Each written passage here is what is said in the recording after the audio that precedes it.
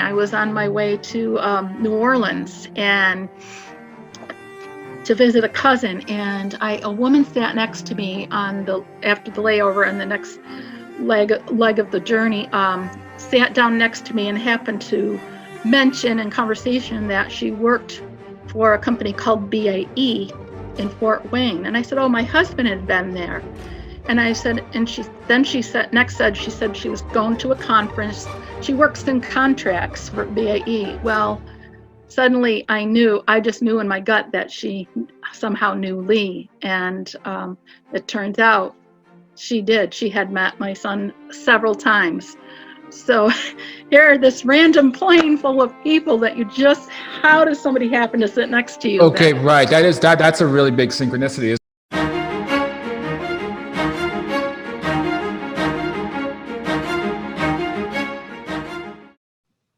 Hello and welcome to Afterlife Topics and Metaphysics. This is Cyrus, and tonight we have a guest with us, Rosanne Norris from Binghamton, New York. She is the mother of 5 children with 1 in spirit. She is also the grandmother to 6. She considers them all to be her best accomplishments in life. In January 2018, her middle 30-year-old son, Lee, succumbed to an accidental carbon monoxide poisoning in his home, along with his dog, Buddy. This devastating event left her in a dark despair that she questioned was even survivable. Raised Catholic, she believed in God in the traditional way taught, but always felt a disconnect with the church and simply went through the motions. Desperate to know where Lee had gone and if he was okay, Rosanne embarked on a quest to find the truth. Through meditation, mediums, books, podcasts, and journaling, she learned the truth that we don't die, we simply go home. Also, early in her journey, Rosanne discovered the wonderful organization Helping Parents Heal and has since become an affiliate leader. Her book, Believe, A Journey of Loss, Healing, and Hope, was written from the 12 journals she wrote in the first 2 years after Lee passed. She wrote the book in a journal style to help people understand the emotional swings of grief. Rosanne embraces the belief that by helping others, we ultimately help ourselves. And so, of course, with us tonight is Rosanne. How are you doing tonight? Or I should say this afternoon. I'm doing quite well, thank you. I'm so used to doing videos at nighttime. I'm just automatically thinking I'm doing this at night. So I'm happy to have you on this show. And of course, as you know, and as people know, watching this, we talk about life after death and people's experiences with the other side, discoveries about the other side. And that being said, maybe this is your opportunity to tell us a little bit about your story. So I told everybody a snippet of it in your bio, but can you kind of walk us through a little bit about what's happened to you and your journey of discovering the afterlife? And then we'll also go into more about your book. So I'll turn it over to you, Rosanne. Okay, thank you for having me, Cyrus. Really happy to be here. But yes, as you said, in January 2018, it was January 9th, my husband got a phone call and said Lee had not been to work that day or the day before. So we rushed to his home and discovered him. Yes, we discovered him on his couch where he had passed. Actually, his dog Buddy had not passed. He was barely alive, but he was still alive. And my first thought was, how could this little tiny dog be alive? And once we found out it was carbon monoxide, how can he, survive that? Well, he did pass 2 days later. But what is interesting, let me go back to the time when I was pregnant for Lee. About a week before he was born, I was in the shower and I started to cry, and I thought, I don't want to do this. I don't want to have this baby. And now he was my 4th child, so I had birthed babies before. They were all 9-pounders, 9 something. So I didn't know what that really meant until he was born on Labor Day, weighing 11 pounds, 3 ounces. So he was a big baby, so I assumed, well, that must be why, I had some kind of intuitive feeling about this.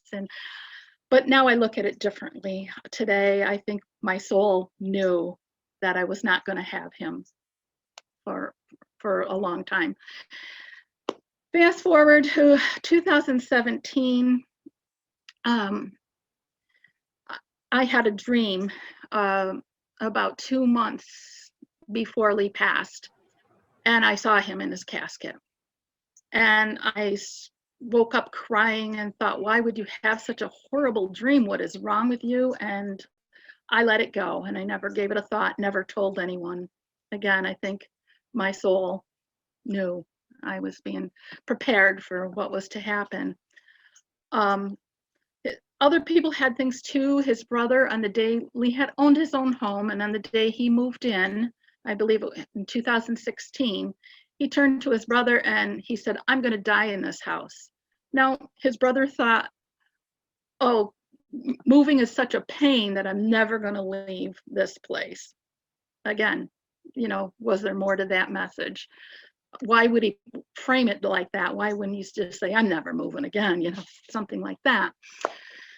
So about 2 weeks after Lee passed, I came home. I did go back to work, and I came home, and I turned on the TV just for some noise in the background, and there was Dr. Oz announcing that he was having 2 near-death experiencers, Dr. Evans Alexander and Dr. Mary Neal, as his guests.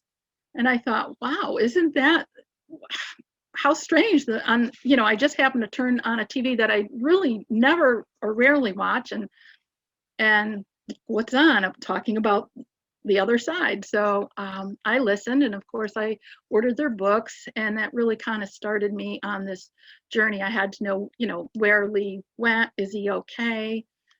So I really started throwing myself into learning what I could.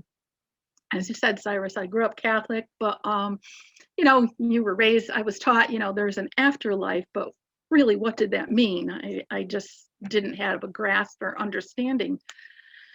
So along about that time too, I had a grief counselor that was wonderful. He was an older gentleman. I knew he wasn't going to be around long, but he was open-minded. He handed me George George Anderson's book to read. And he was very open to discussing afterlife and those kind of topics. But about 4 months after Lee passed, he passed. And of course, that plunged me again into darkness and dark despair.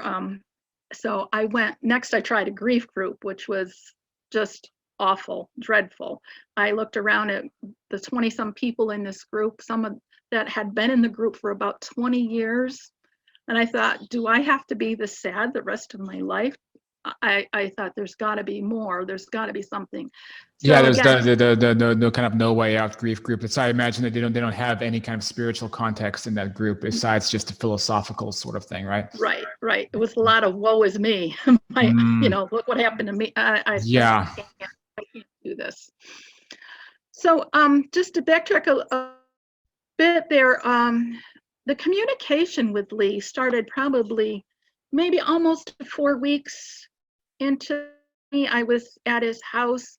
We were trying to clean it out, and I opened a box, and there was a CD, the band Offspring, which he really liked. And I pulled it out, and I heard, I'm okay, Mom, I'm fine. And, you question all that at first. I thought, what? I'm just making this up. But it started to happen a little more often. I would hear things. He quite often told me I'm having the time of my life, which I thought, well, I'm glad somebody is. Because, and how are you hearing those messages again? It was in my head. It was in my head. It wasn't auditory. It wasn't his voice. It was just the thought. Okay. That came into my head. After that, I started, like, I still do today, I get a lot of tingles on my head when he acknowledges something as being true. That happens a lot. And we started communicating. I started doing something I call the adventure game. As I was waking up one morning, I thought, I wonder what are you doing today? And I heard Tanzania riding antelopes. And I thought, okay, where, then I had to even look up. I think that's Africa, but I'm not sure. Had to look it up. Well, we play that game now.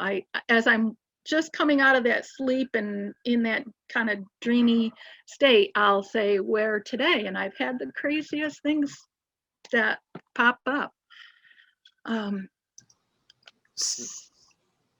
So those are in the halfway awake, halfway asleep state. Yes. So what other things have been happening to you that help make you or help reinforce a belief in an afterlife? And what other types of communications have you had with your son? Well, many signs. Of course, first I've had a lot of readings, and I've had a lot of, the dimes started coming. I would dump coins into a coin machine, and 2 dimes were all that were left and spit out and rejected.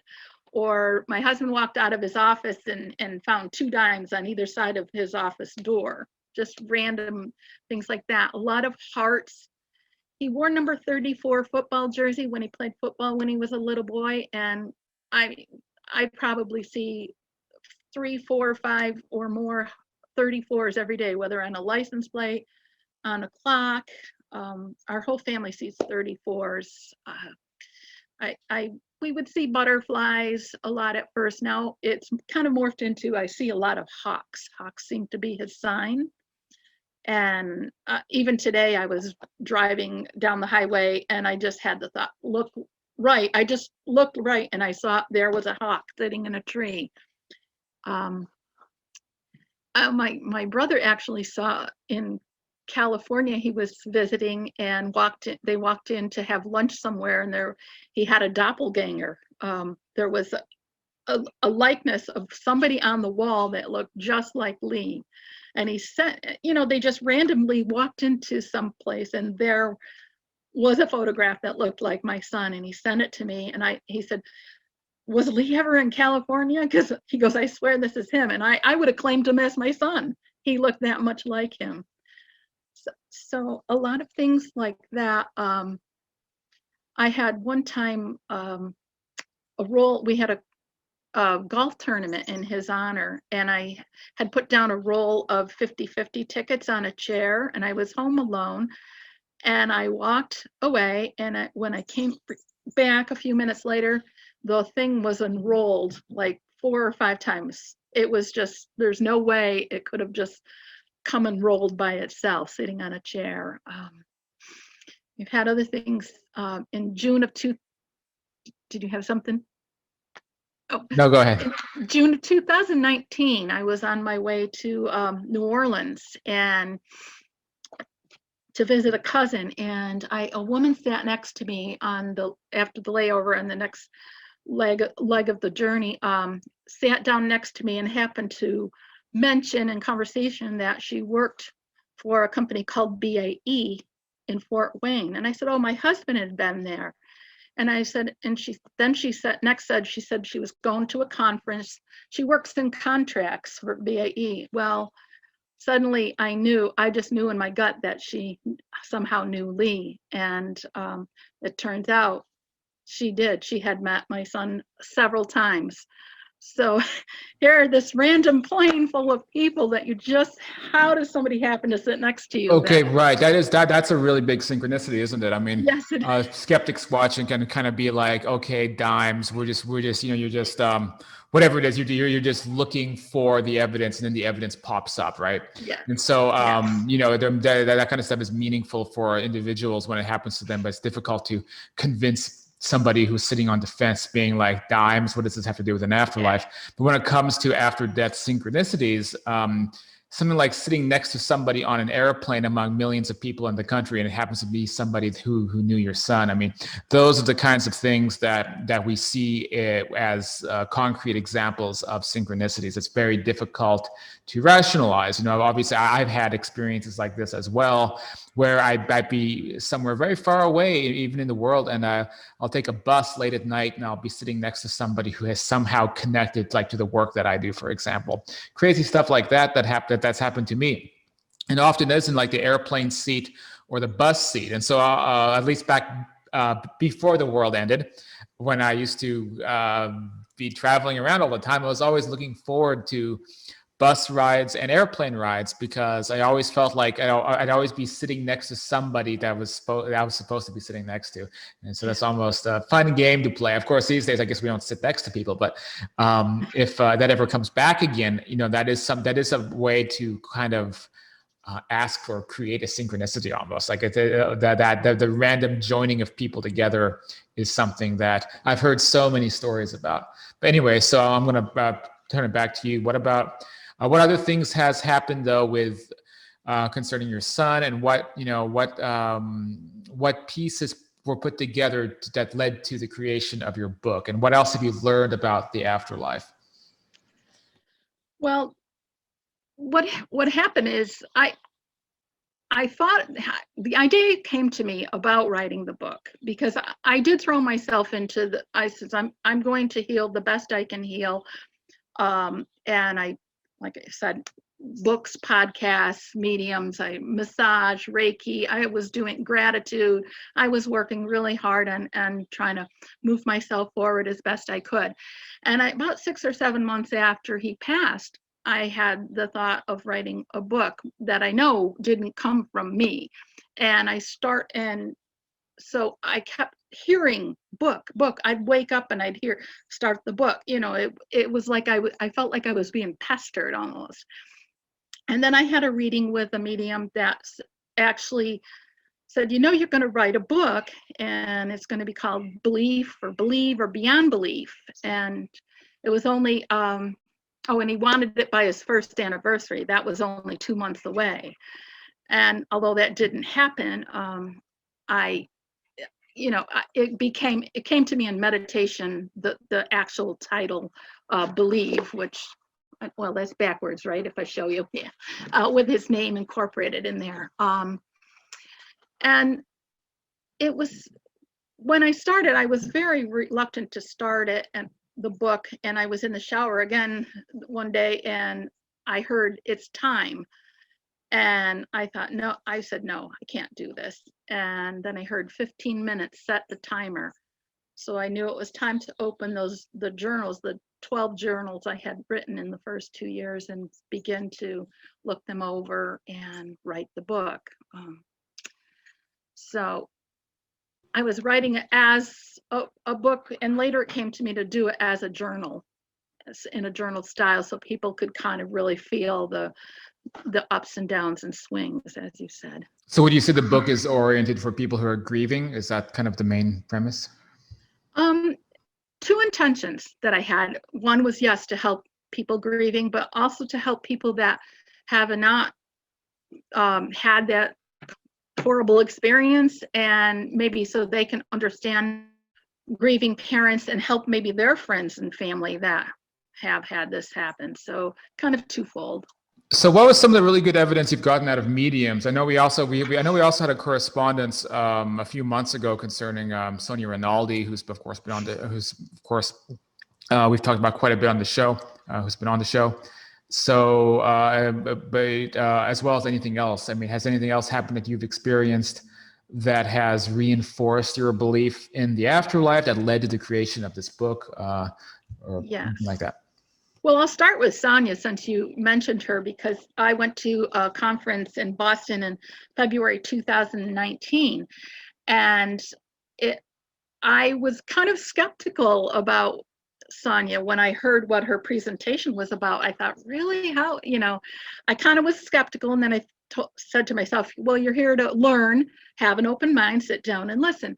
And that is when I listened to her, and I came home, and it was about 4 to 6 weeks later that I discovered Lee and one of her experiments as an unknown. So she knew nothing of Lee.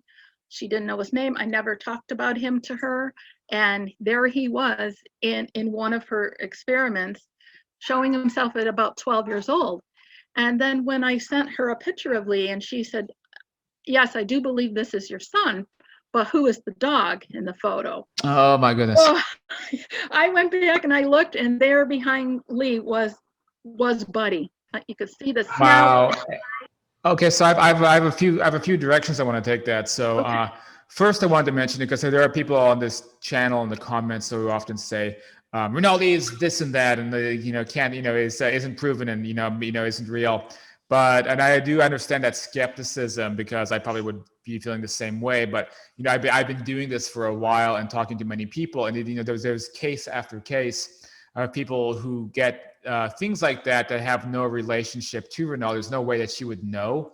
And there's no way that Right. she'd have access to your son when he was 12 years old. There's no way that she would know that he had a dog who passed away with him. So, there's many more examples of this. So some of her images are images that, like, if you could make an argument that maybe they found an image on someone's Facebook and photoshopped it. Her crack team that's been doing this since long before Photoshop.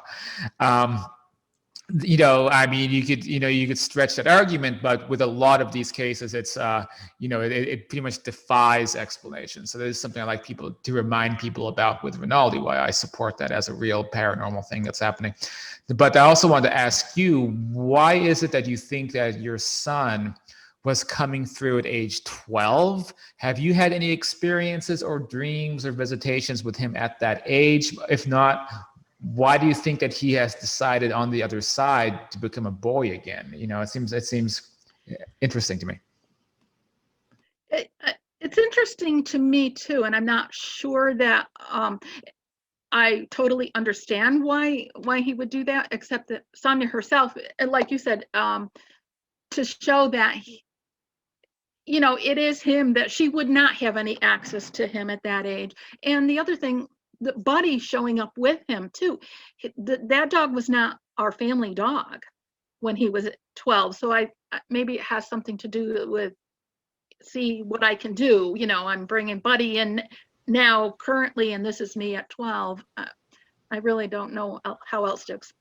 Yeah, and it's almost, I don't know. It's like, if I hear that, like, my interpretation would almost be that he has become a boy again on that side, because that's the form that he was in when presumably his image was scanned in the facility that this happens at. Yes. So it is interesting that I think some people, when they cross over, they felt maybe they had more meaning, or their life was happier, better, greater when they were a child again. And that's why also in the history of spirit communication, there's been a lot of spirit communicators who, like Mickey comes to mind, who stayed at a certain age, even though they were, they might be 150 years old, but they stayed 12 years old. Yeah. So there is something interesting about that some people just choose that, I suppose.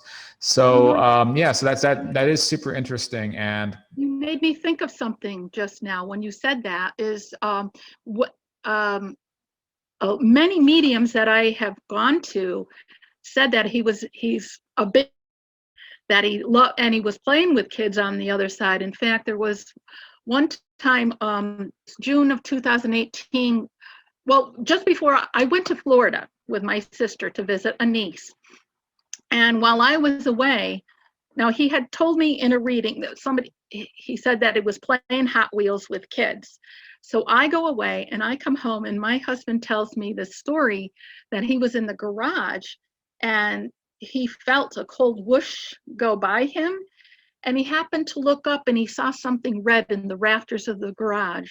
And when he got it down, it was a Hot Wheels car. And it was made in 1987, which was the year of Lee's birth. So that could. So, and the Hot Wheels car that he saw where? Up in the rafters of the garage. And he had said, I've lived here 30 years. I've never seen that there before. And what was it positioned in a way that he'd be able to see it? Like, you walk in and then you see something up there, kind of?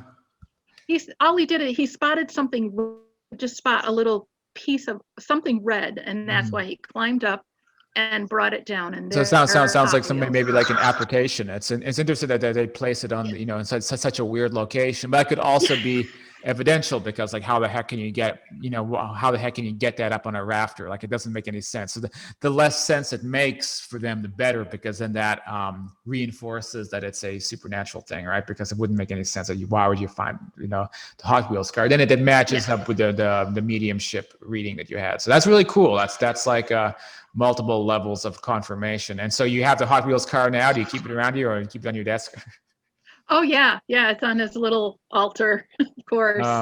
Right, and so you guys are both kind of in this afterlife journey together. Is that accurate? My husband is coming along slowly.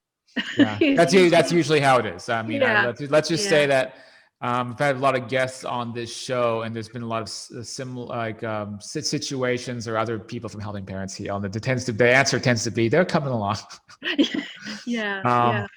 I have another story. My granddaughter, about 5 years before Lee passed, she was in second grade, and she wrote a story about the Trail of Tears. And she said her whole family was on the Trail of Tears and got sick. And mother, father, she did, and her two sisters. She only had one sister at the time, but she said Uncle Lee got sick and he died. So this was. So another synchronicity. So I have a question, which probably is, I don't know if anyone can answer this so easily, so it's fine if you want to bow out of it. But how do you think that these synchronicities, after that synchronicities manifest? Do you think, is there something that happens like from the other side, the person that you're grieving is able to manipulate kind of reality, or do you think this happens on a higher level, like on a more godlike level? That's always been something that I've pondered about. Do you have any opinions about that? Well, that's a tough one. I think, isn't it said that like time over there, it's they don't have time. Everything is now, really. Yeah, it seems like they can manipulate the timeline in some way, I guess is the easiest way to describe it. Yeah, so that's all I could think is something to do with the time or the lack of time, or and so somehow they're able to put pieces together. Now, to me, that's a big mystery, because when it comes to spirit communication, like they've never, in my experiences, been able to describe creating a synchronicity, right? Like it's not something where they're like, oh, I'm going to go create the synchronicity. Like from what I can gather, it's almost like it just happens automatically. Now that's made me wonder if it's happening on a higher level, or if this is a more like cosmic or divine type of thing where like your thoughts are aligned in a certain way, and then that creates things. Now, something like the Hot Wheels car, that would clearly be spirit intervention, because you had the reading, and then that matched up to the Hot Wheels car, and then that was placed in the location. But when it comes to things like sitting next to people on airplanes, or there's been other stories too. I remember, the book that I edited, Awakened by Death. We have some really interesting synchronicities in that book, and I remember one of the stories involved an actual there was a writing in a cloud, if I recall. So really unusual. So I think it was coming from like one of those airplanes that writes the messages, but the message was specifically from this woman's deceased son, I believe, and it was very unusual, because who was flying the airplane around? How do they know to put that message up there at that time? So it's a difficult thing to figure out. I haven't quite understood synchronicities, what is creating them, how they operate. It's one of those things that's, I think it's just outside of most of our pay grades, trying to understand these things. But anyway, all right. So in regard to your book, so is there anything else that you'd like to mention that's in the book that you think is interesting or might help people who are grieving or are in a similar situation as you? Well, again, I don't think there's anything specific. I think it just helps, just the format that I wrote it in as the journal is what is most helpful, just because it is such a roll ride of emotions, and all you can do is ride it out and every day. So I think that's the helpful piece. And is there any advice you might give someone who is grieving, who's listening to this show, of how they can get in touch more with the other side, or have pay attention, being able to pay attention to synchronicities, or what they can do to ultimately help their grieving process. Do you have any advice or any thoughts for anybody watching? I think meditation is the key component.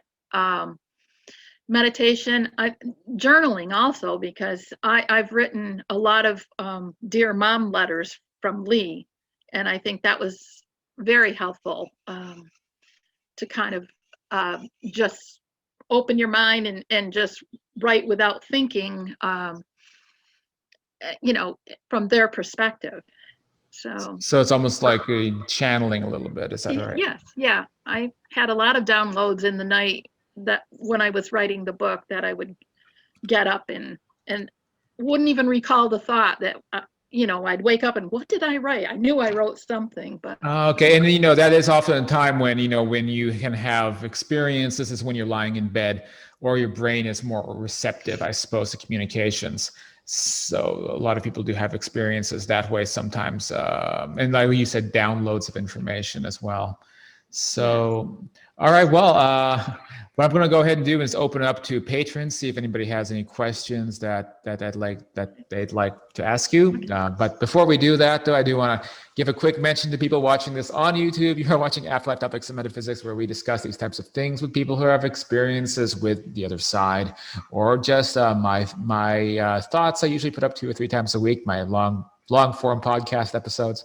So if you want to support this kind of work and become a patron yourself, you can over at afterlifetopics.com/university for patrons who like the channel and want to hang out with guests and do discussions and work with me personally and do coaching and that kind of stuff. So that's at afterlifetopics.com/university, or also at the Patreon page, patreon.com/afterlifetopics. As always, please hit that subscribe button and like the video if you like this kind of content, want to keep seeing afterlife related subjects being pushed forward, and videos and content being created of this topic is what matters the most to me, and I think a lot of other people, because this life is sort of bleak without the bigger context, the big perspective of where we go after. So thank you for your support, and thanks everybody for watching and subscribing, and a special thanks to patrons who help out with all this. That being said, I will turn it over to patrons and see if anyone wants to ask Rosanne any questions. So I see quite a few people in the chat. So if anyone has anything they want to throw out there, any thoughts or ideas, even they want to add to the discussion, then feel free. So does anybody have anything they want to add? I'd like to ask a question. Yeah, sure. Is this Sunday? Let me see if I can take something. No. Normally your audio is great, Sunday, but you sound quiet. Are you there? Yes, I'm here. Okay, perfect. Can you hear me better now? Now you sound perfect. Okay, I just had earphones in, so maybe that was it. So what I was trying to figure out is, she mentioned in the beginning, and even now, you have these thought sentences that would come in your head. And my daughter died, my Maddie died 2 years ago, a little over 2 years ago also, and I had the same thing where I'd be holding conversations. I'd say like, Maddie, what happened? And I would kind of finish the sentence in my head.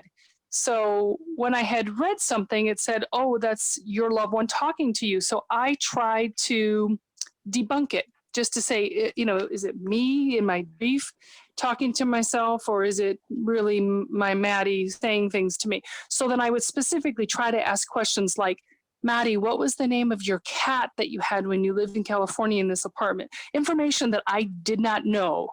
And so a name would come in my head. I'd go and try to prove the name, and it was wrong. So anytime I tried to prove factual, concrete things, I was always wrong.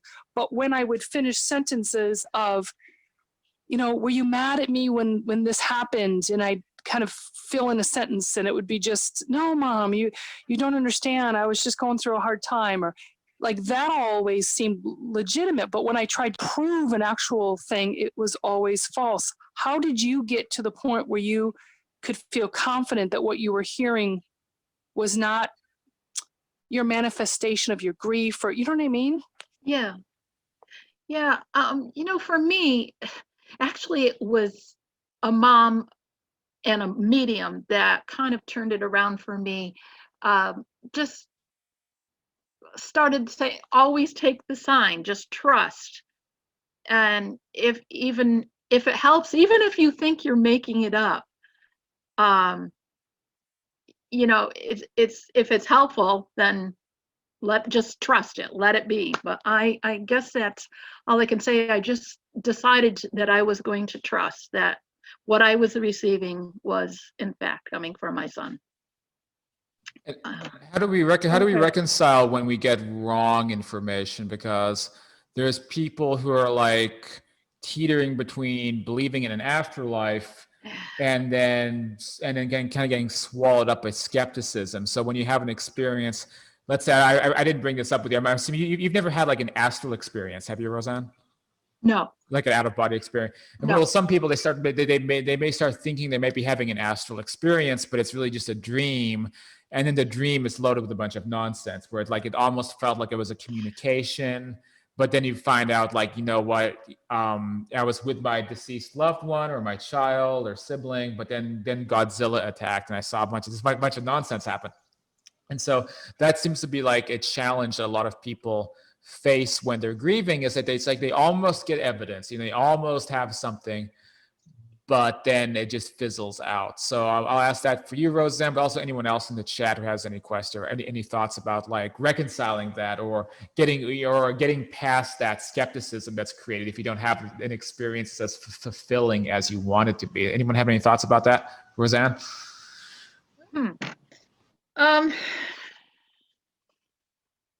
Not really. Yeah, it's a tough one. That's why I'm opening it up to anybody who wants to have it, because that's one of the biggest like things people email me about, especially. It's like I thought excuse me, I thought I was having an experience, but then something happened where like I didn't get the objective information that would have allowed me to believe, and they feel really upset about it. So has anyone ever been in a situation like that, or anyone have any advice? No, I think I'm in too tough waters to figure out. Well, maybe it's just we're kind of going in and out of, astral experience to I can't think of words today. Oh, it's fine. Like a dream, and it was just kind of going back and forth, and so I don't know. Well, you've had some really interesting experiences lately, Keely, Yeah. and but did you feel like there was anything that kind of how do you say proved that it was something that was really of a otherworldly nature, or compared to like a dream? Yeah, well, I mean, just the continuation of it. I mean, for 28 years or whatever. Yeah, having the same experience with the same person through dream and astral contact for 28 years.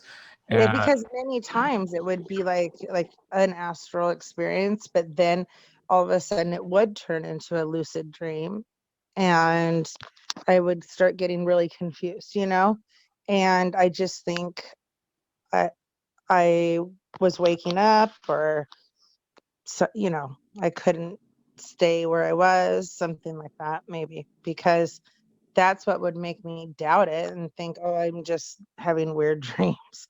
But you can't dream about the same thing and with different experiences for that long. I mean, it just that doesn't make sense to me. And then the feelings I would get after, of deeply missing someone and feeling like something was missing and being upset all day, things like that. I mean, that doesn't make sense. Yeah, and I mean, in your situation, like one thing that someone who is wrestling with the skepticism might think, it's like, well, the only reason you're having all these dreams and experiences about a deceased loved one is because that's the only thing on your mind. And obviously, when you have one thing on your mind all the time, you begin having dreams about that. But like, what's interesting in your case, Keely, is that you can have consistent after death contact experiences for like half, much more than that, like 28 years of your life. Yeah. And involving someone that you've never met in this world. Yeah. which shows you that contact can be happening. It doesn't necessarily have to be somebody that's on your mind. There can be somebody living on that side who you didn't even know in this life, who you could be having after death synchronicities with, even though it's not actually after death, because it's someone who wasn't actually born in this world, but you could be having visitations, ADCs. You could be having astral experiences with like an unknown person from that side, and so that is something to keep in mind for when you're having experiences with like a child who passes away or a loved one who passes away, that it's possible to have that contact or that connection with many different types of souls, many different situations, not just someone close to you who passes away. So yeah, I mean, I think kind of what I'm getting at is you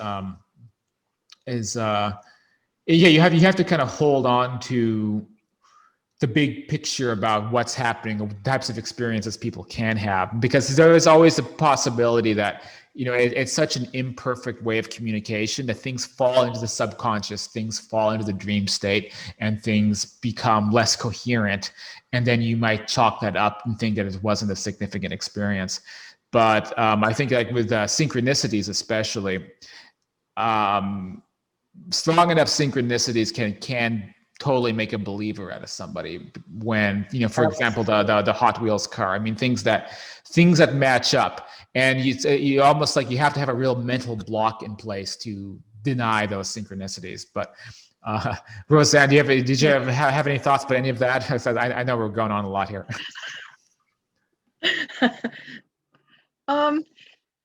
No, but I do have my question about astral travel. Like when you mentioned her, is it Keely or your experience on astral traveling and meeting up with somebody you didn't know? Is that how I'm understanding it? Yeah. Maybe would it be somebody maybe in your soul family, your soul group? I mean, it must be, because, I mean, like I was telling, everyone before, it started well before I was real confident with an afterlife, like maybe around 16. And it's just continued, it continued and continued. And so it's obviously someone I'm familiar with, and I know. So it has to be, yeah, absolutely. Yeah. And yeah, and then I think of a kind of a story. When my son was little, well, he's really kind of with, like I don't know, kind of psychic. But when he was 2, he would tell me about his old mother, um, and her name was Lisa. We didn't know anyone named Lisa, and he would get really mad that I didn't remember this experience and that I was there, and he didn't. Yeah, he would go on and on about it. And so I mean, I think that there's a lot more that we just don't understand or don't remember. Yeah. Yeah. On those topics, does anyone else have any questions for Rosanne or any other ideas they want to share? Anybody? Well, if not, I guess we're going to go ahead. I'm sorry, someone's talking?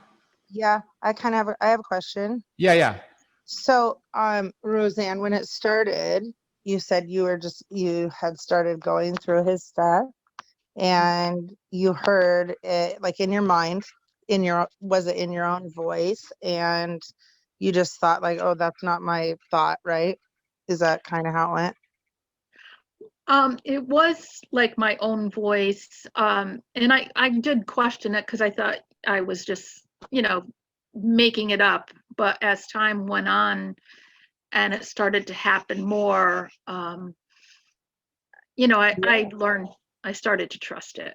But at first, you just thought, yeah, I'm just totally making this up. But We've had I've had a lot of friends that have passed in the last few months, and I mean, yeah, I mean, sometimes you'll get a thought and you'll think, well, that's not mine. And then I know I tried to explain it away, but yeah, it's interesting. And like One you're of, saying, that game you play with him, yeah, that's really yeah. fun, you know. Or the time, one time he told me that he was always meant to go before me, and and I heard I just scooted out a little early.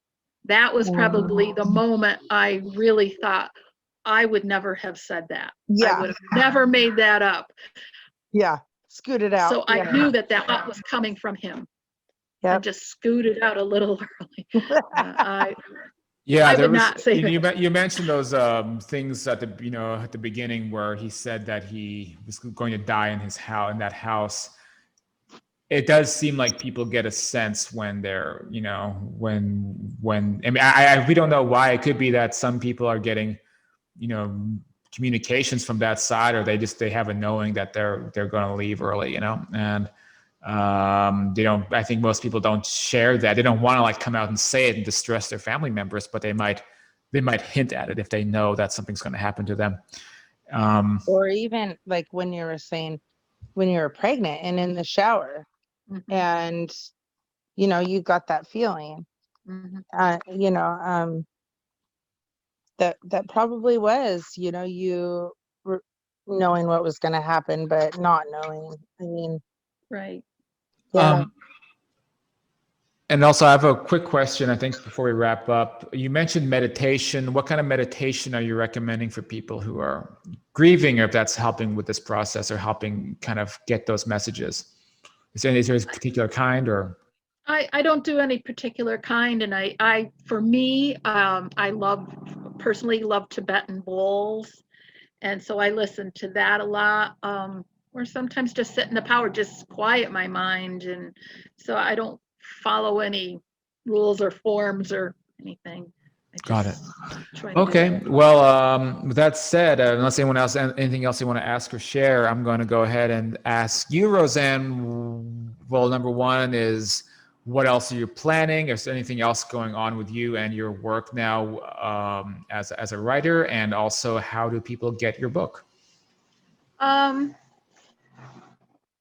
well, I know that Lee has told me that there's more books to come, but I'm we'll see. We'll see about that. But the book, believe, is on Amazon and Barnes and Noble website. I mean, somebody could contact me personally if they aren't sure. Believe, a journey of loss, healing, and hope. And that's BELEE. Yes, BELEEVE. Got it. And yeah, and I'll put a link in the description for the when this goes up on YouTube, of course. All right. Well, that being said, I guess we'll go ahead and wrap it up then. Rosanne, thanks for coming out and thanks for talking about your story. And hopefully this is a benefit to some of you guys out there watching. And I will go ahead, I suppose, and end the recording. So thanks everybody for coming out, and thank you, Rosanne. Thank you for having Roseanne. me. Take care. Thank Thank you. you, Roseanne. It was wonderful.